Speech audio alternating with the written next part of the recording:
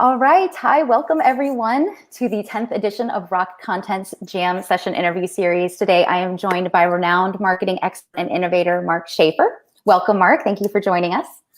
Well, it's a delight. I wasn't thinking today. I should have been wearing like my rock outfit. Should have been wearing leather today, Audrey. Every day can be a rock star day, right? I've got a black leather jacket too. I also didn't wear mine. You should have done it. Missed opportunities. So guys, I'll quickly introduce myself. I'm Audrey Ross here at Rock Content. I lead our customer experience team. And while customer success and customer experience are my passion and my day job, I work for Rock Content, which is a marketing technology company. So I'm incredibly passionate about marketing as well. And so I'm really excited to be hosting today's jam session all about content marketing and how it's really helping to lead the marketing rebellion. Just so you guys know, Rock's Jam Sessions are a mix of presentations, interviews, webinars. They're hosted by us here at Rock Content, and we feature the top marketing and SaaS experts and innovators in the space. And we do this with one common theme, which is to provide advice, share trends, best practices on how to master a successful content experience strategy. So our event hashtag today is Jam Session. So if you follow along and you want to share insights on social from today's content, please use that hashtag and you can mention us at Rock Content and at Mark W. Schaefer. And today I am super excited because we are joined by one of the top marketing innovators and leaders in our space. Our audience includes marketers from all over. And so for many of you, Mark doesn't need an introduction, but he is a globally recognized author, speaker, business consultant. He's written 8 best-selling books. His latest release, Marketing Rebellion, The Most Human Company Wins, achieved the top spot on Amazon for advertising and marketing categories. He's among the world's most recognized social media authorities and has been a keynote speaker at many, many conferences. So in short, Mark, you are everywhere. And I know lately you just joined B Squared Media as their chief operating officer. So just maybe we'll have some time to talk about that too, but just want to extend a really warm welcome from Rock Content to our jam session today. And we're just really glad to have you here. Thank you. I'm delighted to be here. I'm delighted to see a person today. Right. I know it's so different in these times. We don't see all the same faces that we're used to. But Mark, I know I mentioned you don't really need a big introduction, but perhaps as a little bit of an icebreaker for you and for our audience, can you maybe tell us a little bit about yourself? Tell us something maybe the audience that's joining today that maybe doesn't know you yet, doesn't know about you. Oh, well, I don't know. I'm fairly transparent. But yeah, I mean, I had a career more than 25 years in the big corporate world and had just about every kind of marketing job you can imagine. Started my own company 12 years ago, and my main income stream is through consulting, digital strategy. I am a keynote speaker. And as you mentioned, I'm the chief operating officer of B Squared Media, which is a fairly new position that I'm very excited about. Awesome. Well, you mentioned that, you've sort of done a number of different, sort of marketing jobs during your career. Can you tell us a little bit about sort of how that evolved? How did you become such a renowned expert in social media marketing? Well, I don't really consider myself an expert. I think if you think of yourself as an expert, that's the beginning of the end, because everything is changing so fast today that you really have to be humble. I think that's a key soft skill for marketers today is to really be humble and be a student and be open to new ideas. When I started my company, social media marketing was just really becoming mainstream. And so to learn about it, I needed to jump in. I needed to immerse myself in it, and started a blog, and the blog became popular. And then I started experimenting with other different social media platforms. Twitter was my jam for a long time. I wrote the best-selling book on Twitter, wrote a book on blogging, have written a couple books that are content related. And I've got a podcast, and the reason I started the podcast was to learn. Really, that's the reason I did it, and it ended up being a popular podcast that I do with Brooke Sellis called The Marketing Companion, But I'm just a student. You have to be a student, and just keep learning. Yeah. I that resonates a lot with me too, because I think in order to be able to teach and to guide others, you have to do a lot of your own research and a lot of your own education and stay a student forever. Yeah. Absolutely. So I'm curious, you mentioned your book on Twitter, The Tao of Twitter. It's actually the best-selling book on Twitter in the world. Why did you decide to focus on Twitter at that time? And do you think that Twitter still has the same value today in terms of content distribution that it did years ago? Well, the first edition of that book came out in, I believe it was 2010 or maybe 2011. And I think it's been updated 4 or 5 times since then. I hated Twitter when I first was introduced to it. I just thought it was the dumbest thing I'd ever seen. The first tweet I ever received was, "It's 4 a.m." confirming this is the dumbest thing I've ever seen. And then I had this epiphany, sort of ironic talking about it in these times, but there was like a fear of another pandemic back when Twitter was starting. It was the swine flu. Mm-hmm. And the pork industry was saying, don't call it the swine flu, call it something else. Here's its real name. So I was bored one night, and a trending topic on Twitter was new name for swine flu. So I clicked on this thing, and people from all over the world were coming up with these funny names like Hamthrax and the Apocalypse. And I was sitting there laughing so hard, I had tears coming down my face. But the epiphany was that I was observing a real-time global brainstorming session. And I was blown away. I thought, I get it now. I understand Twitter. This could not have happened a year ago. This is extraordinary. Think what this can do for companies. Think what this can do for our world. Think what it can do to bring people together and exchange ideas. So I fell in love with it. I went all in on Twitter. I just fell in love with it. And I think the thing that most people forget about Twitter, it's the most human platform. All the best things on Twitter were invented by the customers. Hashtags were not invented by Twitter. Twitter chats were not invented by Twitter. The users did it. The customers did it. And so that's really why I love Twitter. And I think from a marketing standpoint, Twitter is, I don't know, it's not on the top of people's radars often, but the people who love Twitter are addicted on Twitter. They're there all the time. And I'm blown away by some of the Twitter chats that are creating tens of thousands of tweets. It's a very, very powerful platform. And I think as, Facebook's been going through a lot of issues, LinkedIn is going through a lot of issues. And I think a lot of people are rediscovering Twitter right now. That's really interesting. And yes, I can attest that my husband is one of these Twitter addicts that you that you mentioned. But yeah, I would agree. And I think too, with just the way that people are searching to access content and access information, I think that Twitter has more of a place now than probably it ever did. Audrey, I read this thing this week about Twitter is creating these these branded viewing parties for movies and stuff. How brilliant is that? It's just, you can do that on Twitter that you couldn't do in other places. And something like that is so relevant for these days when people are locked in and they're looking for entertainment. And, why not? Why wouldn't some brand sponsor some blockbuster movie? You can't go to the movie theater. So, I mean, there's lots of new ways that I think people will discover Twitter can be used. And you're so right, because they never would have been able to tweet about a movie or make comments about it or engage with other people that were watching it sitting in a movie theater, because that's absolutely not allowed. But now that we're in this sort of new normal of how we're taking in this content, I think you're absolutely right. It really does create new creative ways to think about how do we sort of engage our customers in the moment, with the content that we're giving to them. That's so true.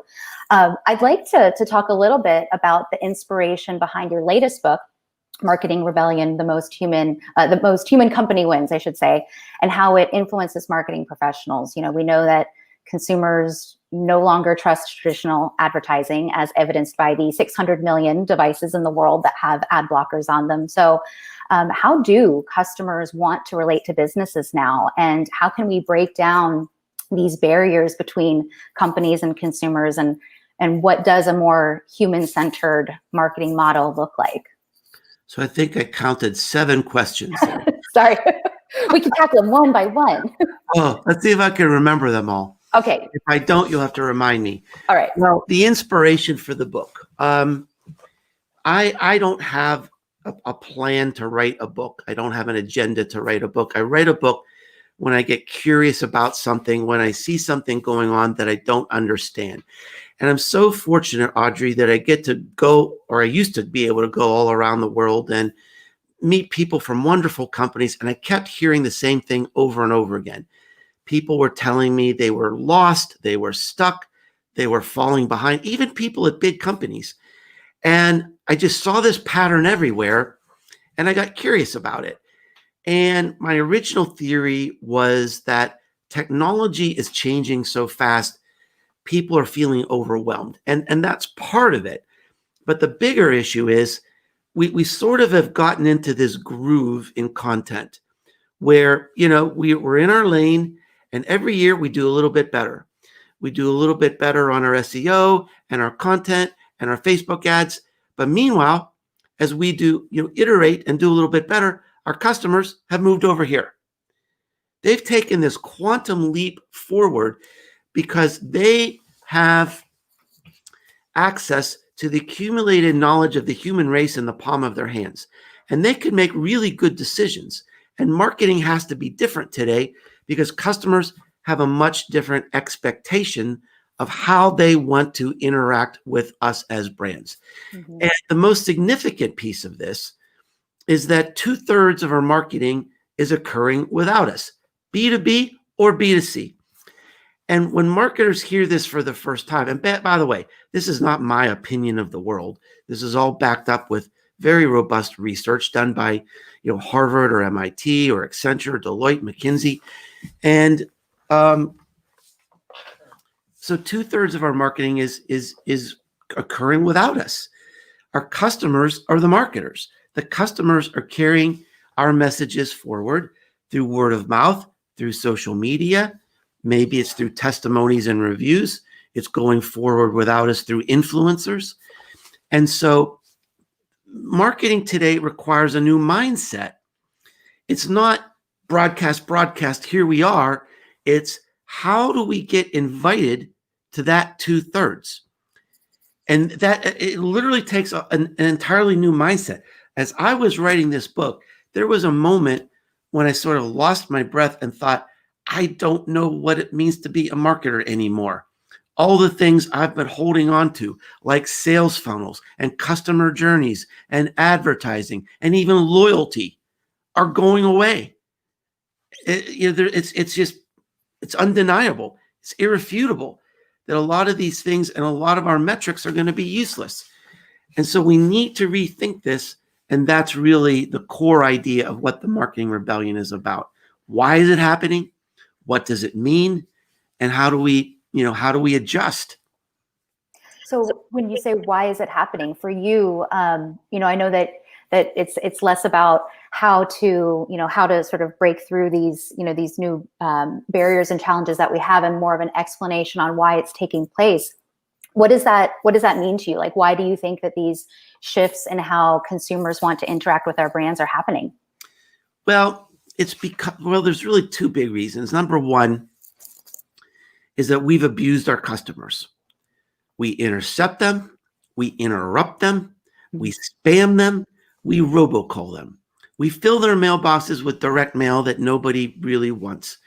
And marketing is abusive. And customers have just resigned themselves to kind of hate marketing. Now, why shouldn't we be listening to this? Why shouldn't we be doing things that customers like? Because history shows that every time marketers and advertisers have abused customers. The customers have rebelled, and eventually they've won. And companies have become regulated. And that we're going to go through a new phase of that right now, because companies can't control themselves. They can't resist using technology to do things they shouldn't be doing to our customers. And we need to get ahead of this, because the customers always win, and they're going to win this time too. Now, the other thing that's happening is that marketers have become too preoccupied with technology. And so we're preoccupied and obsessed with our MarTech stack and our algorithms and our automation. And, I came across this McKinsey research that showed that loyalty is in dramatic decline over the last 20 years. And there was a clue in this research that said marketers have forgotten about emotion. That's what great marketing is all about. Building emotion between you and what you do and your customers. And today we've forgotten that. It's not about emotion. It's about automation. It's about efficiency. It's about getting rid of people and replacing them with AI or whatever. And we've lost our way. Marketing is sick. And so we need to get back. We need to go back to the beginning. We need to remember what marketing was supposed to be about in the first place, and recapture those values. I completely agree. It feels like sort of technology has replaced what really should be the driving force, I think, behind what any marketer, should be embracing when they're creating content or trying to come from a place of true usefulness, which is empathy. And, so not losing our empathy and replacing it with technology and automation. What do you think it's possible? What are some ways in creating content or creating these more sort of immersive content experiences that brands can start to bring some of that empathy and some of that dialogue into the content that they're presenting to customers? Well, there's lots of examples. There's lots of ideas and lots of examples. And one of them is what's happening between you and me right now. We're using technology in a way that is human. We can see each other. You can see my face. You can hear my voice. You can hear my passion. We're using technology to take down barriers between people instead of erecting barriers and walls between us and our customers. I think we're seeing some great examples of both successes and failures during this pandemic. A lot of people have said that the pandemic is an accelerator. We're seeing things happen with consumers and technology that we thought maybe was going to be 10 years away or something like that. And many people have said, Mark, the things that you talked about in the Marketing Rebellion book, they're coming true right now, because the brands that can't relate to people in a human way, they're stuck on an advertising script, are becoming memes. They're becoming laughing stocks. There was a video on YouTube called All Pandemic Advertising is the Same. And it did these quick edits of all these big company ads, and they're all the same. They use the same music, the same voiceover, the same words. We're with you in these unprecedented times. There you go. Right? And it's a joke. Nobody believes it. There's no emotion there. It's inauthentic. Now, the companies who are rolling up their sleeves and showing up and really listening and connecting the customers and engaging with them at their point of need, they will be heroic. They will become legendary, because that's what we want. That's what we expect. Show up as a human being. There's one of my favorite quotes from the book comes from Dr. Philip Kotler, 87 years old. He was on a podcast last year, and he said, what's missing today is true human emotion in our marketing. We need something that's believable, that's friendly, accessible, even vulnerable. Vulnerable.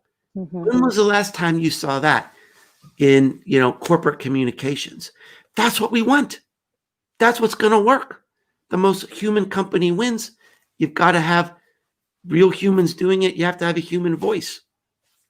Do any particular examples stand out to you, particularly from the last 6 or 7 months of companies sort of pivoting their approach quickly in order to really capture customers and consumers at their point of need and actually doing this really well? Oh, sure. I mean, many. I mean, if you just think about the stories of the brands who have um, just done special things to help hospital workers and their employees, just a little example from my own community. There was a real estate agent here who sort of sold. She has her own agency and she sells luxury homes. And when the pandemic hit, her business just went, zero.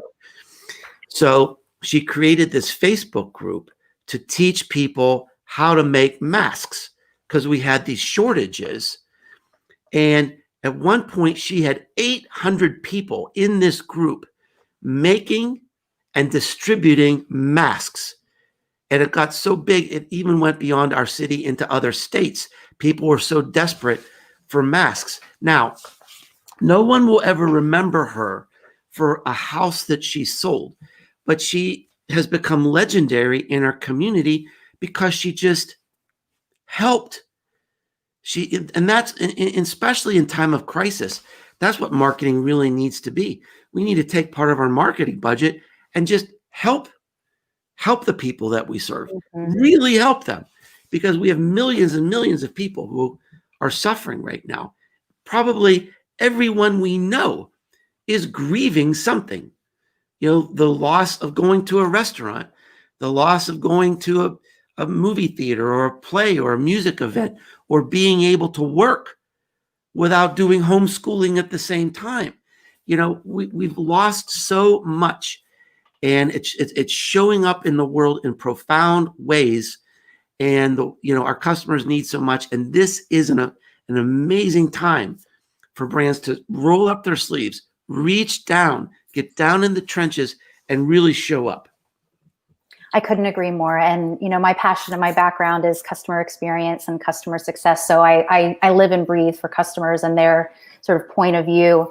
And I love one of the quotes that you mentioned, your customers are your marketers. That really resonates with me. And, these ideas of customers telling our stories for us, they don't believe ads, we believe each other. I just think that's so spot on. How do you think we as marketers need to actually change our approach in our day-to-day planning to get customers to do this for us, to get them to tell our stories for us? Like how can, as a marketer, you actually shift your mindset and your approach to more effectively wrap your arms around that? Well, here's the exciting thing. And it's been unexpected in a way, but my book really has created a movement. I thought it was a great book, my best book.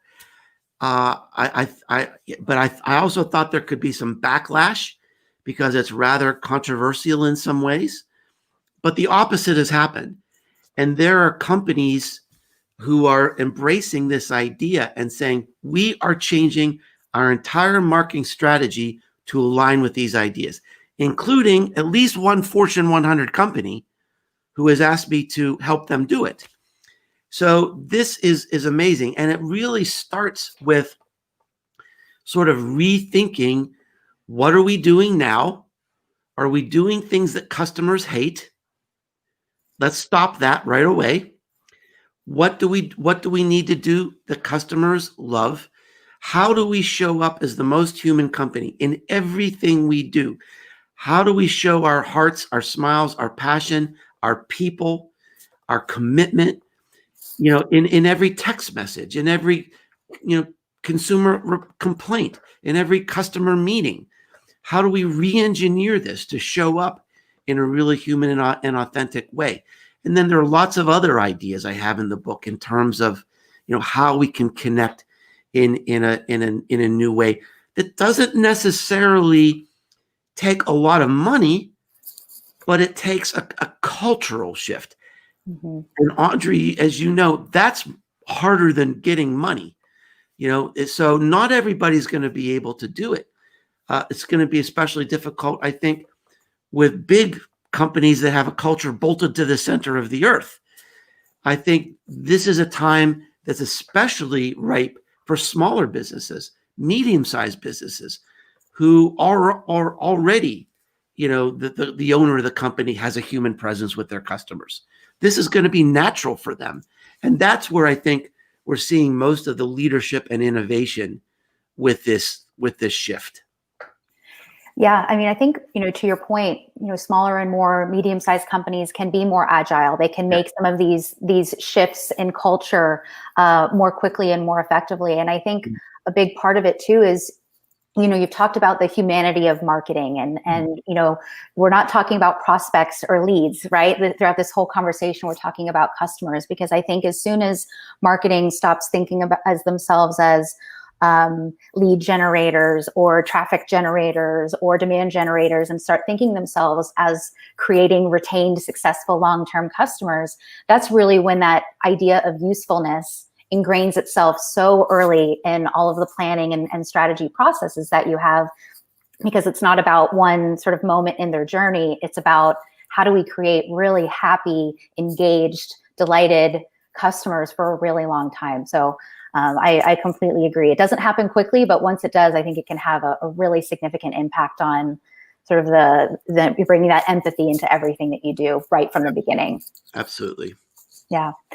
So there's a little bit of a debate today, kind of between, marketing as brand building, product marketing, performance marketing activities. And I know, today a lot of CMOs and marketing leaders are measured mostly on sort of shorter term demand generation metric. What is your take on marketing performance today, and how it should be measured, and what weight should be given to some of these different things? Well, the frustration I have is I'm not really sure it's a debate as much as a misunderstanding, because look, if you work for almost any company, certainly a public company, you've got quarterly sales goals, and we can't wish them away. We can't run marketing based on how we would like things to be. We have to run marketing on the way things are. And so this is a pressure that will never go away. It's not really a debate. It's a fact. And if you think about, many products that we buy, the brand may not even be that important. We just, restock on certain, food goods, or, office supplies, or we'll buy a picture frame. Who cares what the brand is, right? So, I mean, marketing can be a lot of different things, and certainly on the demand generation, marketing is about finding unmet and underserved needs that can create new revenue streams. Now, so that's important. Now, the branding is really a separate activity. It doesn't have to be in conflict, and that's where you get into the emotion. That's where you get into building something that's long-term and long-lasting. And let me give you an example. It's like strategy used to be like in the 90s and the Michael Porter days. You find your lane, you find your point of differentiation, and you plow ahead, and you keep on doing that. Today, business is too dynamic for that. It's almost like you find an opportunity. It's like an American football running back. You and I were talking a little bit about football, all right? What happens in football, American football? That everybody's watching the field, and they're trying to find a weakness in the defense. The coaches are looking from high above the field. The coaches are looking on the field. Even the players talk about it between every play, and they try to find a weakness. Is somebody tired? Is somebody overmatched? Is somebody hurt? Let's exploit that weakness and go as long as we can We'll run as hard as we can, as fast as we can. We'll make as much gain as we can for as long as we can. That's the way strategy is, the same way. So we're looking for those seams. We're looking for what's an unmet or underserved need. Boom. Let's go through it as fast as we can, make as much money as we can for as long as we can. Now, branding tries to make that seam stay open forever. That's what branding is. It's like leveraging that advantage and creating some emotional connection so that the weakness is that you have a stronger connection to your customers than the other people. Mm-hmm.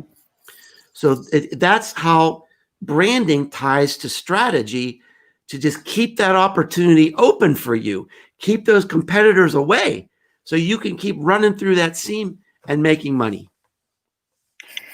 So I completely agree. I think, and I love the football analogy as well, finding that gap and plowing through it. And the idea of using branding to create that affinity and create that connection long term is what drives loyalty within customers. So I think that's a really, really, really smart point. Thinking ahead into the future and sort of this idea of agility, but also not really knowing what to expect. So much has changed for everyone in 2020. Going into 2021, Mark, how do you see content marketing continuing to evolve to adapt to what we're living in right now? Oh boy. I mean, there's just so much going on. One of the interesting things that's happening, Audrey, is that because people are locked in, they're consuming more content, but not necessarily our content, right? So they're streaming movies like crazy.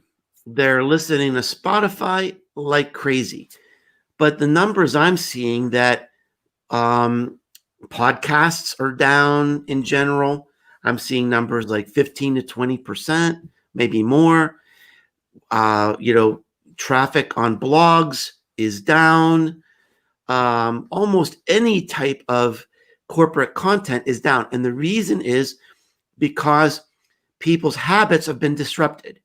They might listen to the podcast on their commute, but there is no commute.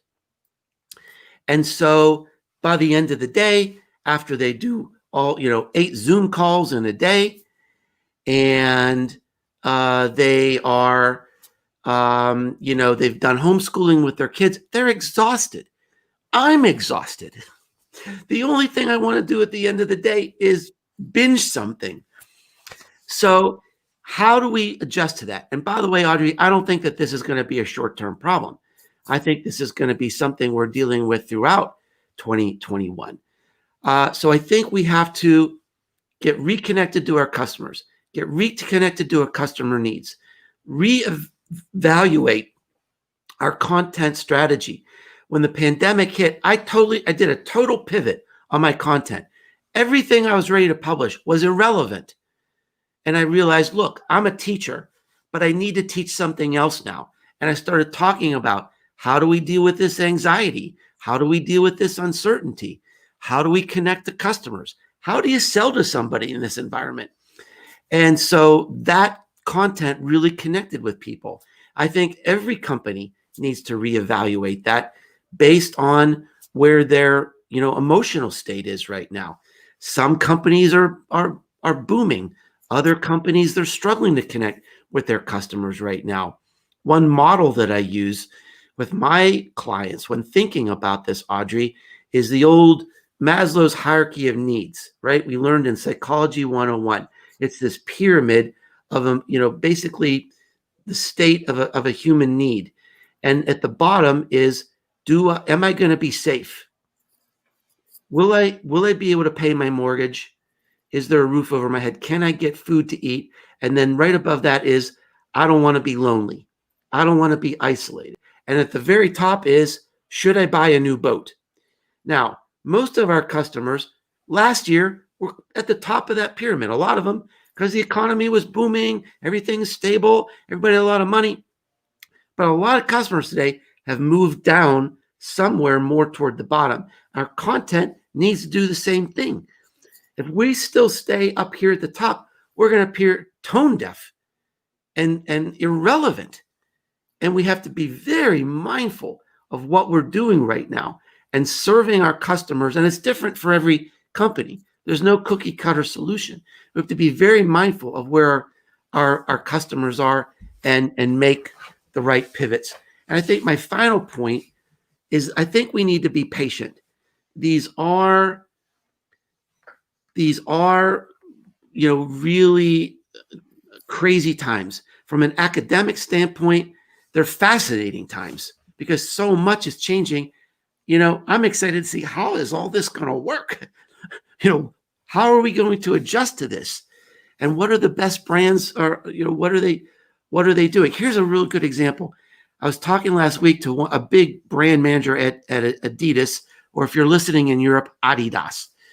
And they basically have pivoted all of their content about how staying at home has reinvented sport, because people are jogging in place at home, right? They're working out, finding a way to work out on their couch. That's a brilliant idea, a brilliant example of really serving people where they are right now. That's really, I love the Maslow's, I may have gotten that. Maslow, the hierarchy of needs, and that, what you need in order to feel safe. And then that next layer being, how do I not feel lonely? And I think that that's a really, the sort of intersection of those two things is, I think, where content experiences can work really well. Like if we think about content as being something that can drive a dialogue and be interactive and collect helpful information, but also really come from a place of selflessness and what can we give to this customer in this moment so that they get what they need, but also have some interactivity to it that creates that dialogue, that connection, that sort of social element, even when it's not necessarily there. So I think that that's, I completely agree. I'm curious, talking a little bit about, next steps for you and kind of what you're looking forward to. Anything on the horizon for you? Anything new that, you're sort of planning to launch? Anything that you'd like to share with your fans or our audience today as far as what you've got on the horizon? Well, the two things that I'm most excited about is last year I launched a marketing retreat called The Uprising, and it's a small. I limited it to 30 people, and they came from all around the world, all different types of companies, big, small agencies, and we met in this lodge in the woods for 2.5 days. And it was absolutely magical. It's the best thing I've done in my career. More than one person said it changed my life. So because of COVID, I had to cancel the event in May, had to cancel the October. It was supposed to be last week. So I was absolutely heartbroken. But I've created an online version, which sort of has the same essence in terms of the intellectual. It's a future focused event. It's, I think the big problem with conferences today, it's all iterative. How do we do a little bit better with our content? How do we do a little bit better with our SEO? We need, in the next 2 years, we won't even know what marketing looks like. There are so many changes coming at us. We need to be talking about this. We need to be understanding it and supporting each other. So I built this great community around it. It's called The Uprising. If you're interested in it, it's under events on my website, businessesgrow.com. I think for the near future, I'm going to have a couple more online events. We had our first online event last week. It was absolutely remarkable. We had amazing presentations, amazing discussions, breakthrough kind of thinking. So I'm really committed to that. The other thing is I am working on a new book. I haven't talked too much about it publicly, but it's going to be out early next year, let's say maybe February, I'm guessing. And it's going to be called Cumulative Advantage, and it's going to be about momentum. How do we build momentum for our ideas, for our businesses, for our brands, for ourselves, for our content, even when the odds are stacked against us? And when you start reading the book, you'll start to realize, oh my gosh, the odds are really stacked against us. And just thinking about SEO, that's a good example right there. So, I mean, we need to start thinking a different way. We need to start looking at the mechanics of this in a different way, the psychology of this a different way. And we need to get around this system that's built against us and find a new way to build momentum. And that's what the book's about. Very cool. Well, that's really exciting to hear. And actually was one of the questions that we got from the audience during the course of our session. So I'm glad that you were able to answer that in the moment. I'm curious, what is your favorite marketing book? Do you have a book that you would suggest to our audience?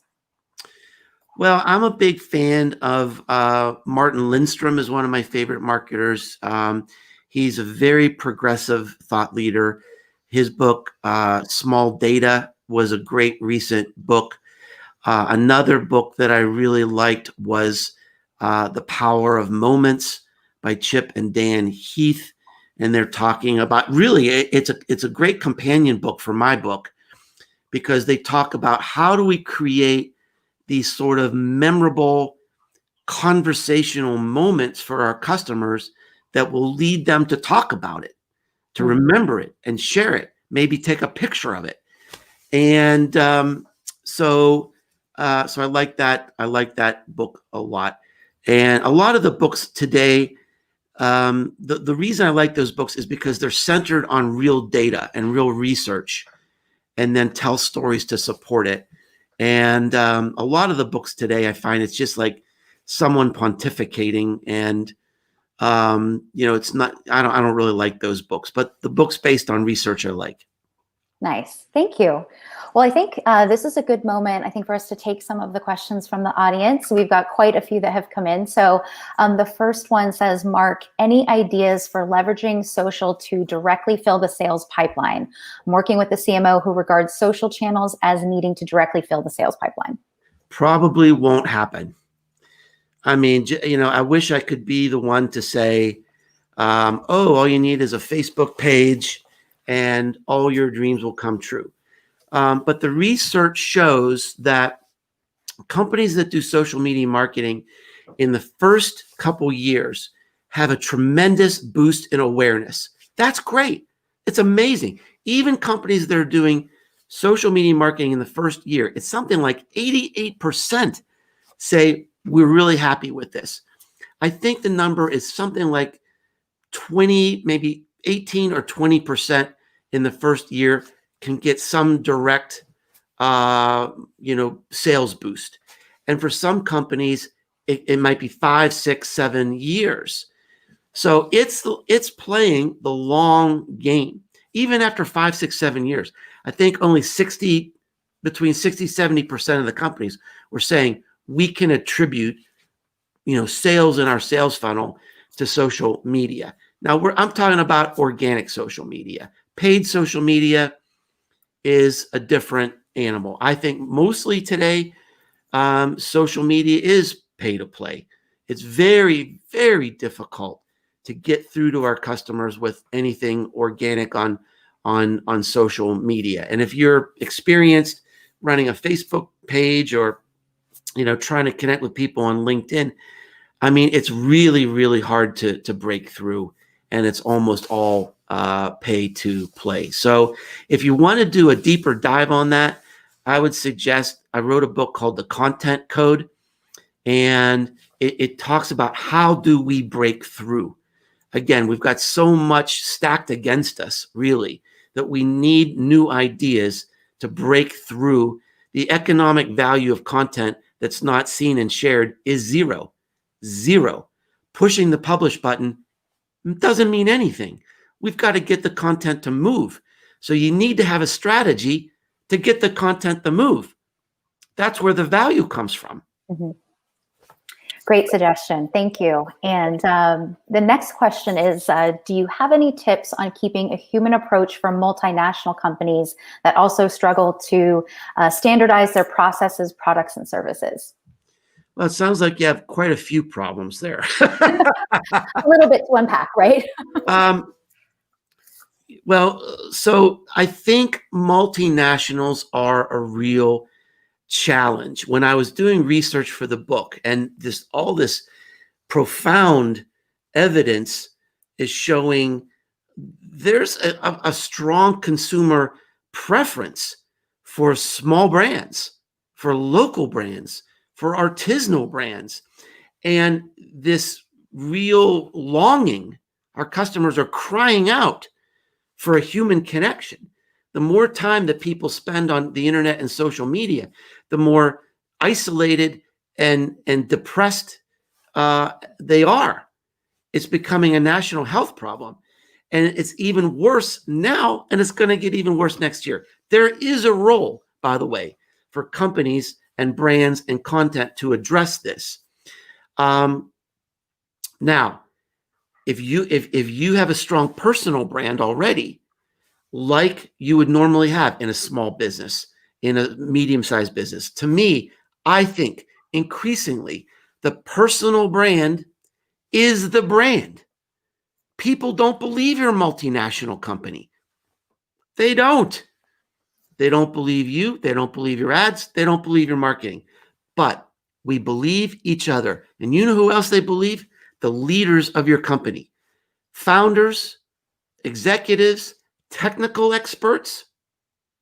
So the best way is really to develop the personal brands of the company leaders, because have a real face, be vulnerable, be honest, show your faces, cut out all those stupid stock photos you've got on your website, put real people there, real customers, real employees, show your humanity, look for every way you can be more human. And I think it starts really with developing human brands by highlighting the people in your company and showing their humanity. Yeah, and that can be done at large scale and small scale. I know 100%. Cisco actually does this really well. A friend of mine works for them, and she's got pink hair, and she's why? why? Yeah. You know why Cisco does it well?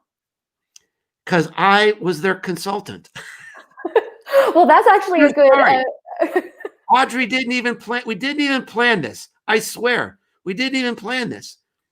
But they followed the process that I have in my book, Known, about personal branding, and that's how all that got started. That's amazing. Well, speaking of which, what is a good way for brands to get in contact with you if they'd like to learn more or have a conversation? Well, it's really easy. It's hard to remember how to spell my name, but it's easy to remember. Businesses Grow. Businessesgrow.com is my website. My blog is there. You can sign up and get all my best ideas for free every week. And I've got the Marketing Companion podcast I do with Brooke Sellis.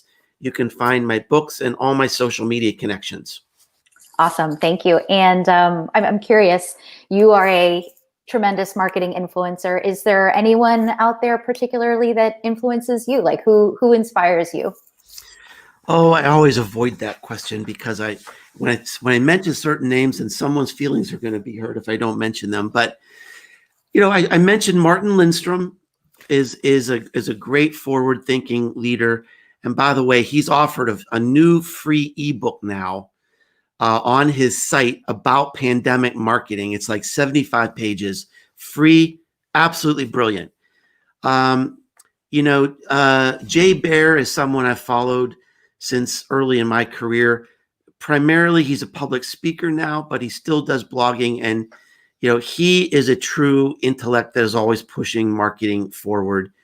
And then I would also mention Azim Azhar. The last name is Azhar. He was a tech journalist in London, and he has a newsletter called Exponential View.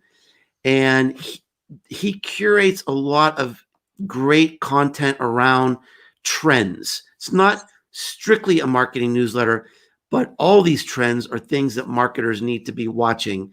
So I find that to be a very helpful resource. Great. Thank you. Awesome. We actually have one more question that came through, so I'm going to ask it before we wrap up. The question is, today's brands talking about diversity to show that they're more human. What are your thoughts on this? You think that that works? Is that a good strategy? You know, really talking about it doesn't work. Showing it works. And nobody believes you anyway if you talk about, you know, oh, we're diverse and oh, we're going to, you know, save the planet. And look at our website. We've got a stock photo of ethnically diverse people dancing in a cornfield. Look at us. People are just going to roll their eyes. You know, you just have to show it. You know, actions matter. And it has to be part of your DNA. You know, if you take a stand on anything, whether it's diversity or the environment or Black Lives Matter or whatever's going on, you can't shift with the winds. You've got to look. By the way, there's a whole chapter about this in the Marketing Rebellion book. And there's very, very valuable step-by-step ideas there about how to do this well for your brand. But the big idea is, you know, this has to be part of the DNA of your company. You know, if you're going to take a stand or something, proclaim something, you know, it can't be because that's what's in the news today. It's got to go all the way back to the way your company was founded. And this is something that we practice, that we demonstrate, that we believe, and every person in our company would tell you that, then maybe it's something that you talk about. Yeah. The most important thing is you got to show it. Yeah. It has to have that authenticity and not be, like you said, sort of shifting in the winds. It needs to be, if it's not already deeply present in your culture, make it one of the pillars of what your organization and company believes. And I agree. I think that it will shine through. All right. Well, I think we're actually wrapped up. We don't have any further questions from the audience right now. For anyone that does have additional questions, please feel free to reach out to us. We will make sure to help answer those for you. The recording for our interview today will be shared with all of the attendees and everyone that registered. And you can also check out all of our previous jam sessions as well at interactive.rockcontent.com/jam-sessions. And you can see, again, all of our previous jam sessions there and viewable as well. Before we do wrap up, I want to make sure that we share with you all information for our upcoming jam sessions. Our next jam session interview will feature Robert Rose, renowned author, speaker, and consultant from the Content Marketing Institute. That session will be on Thursday, November 5th at 1 p.m. Eastern, so keep an eye out for more information there. And we are actually doing a special jam session series all about interactive content. And it's hosted by my dear friend, Stephanie Mansueto. She is Rock's head of content, and her next educational webinar session will be on the topic, how to add interactive content into your existing content strategy. And that webinar will be on Thursday, October 29th, also at 1 p.m. Eastern. So Mark, on behalf of all of us at Rock Content, thank you for joining us today and sharing your knowledge and your expertise. To our audience, thank you for joining us. And to everyone, have a great rest of your day and stay safe out there.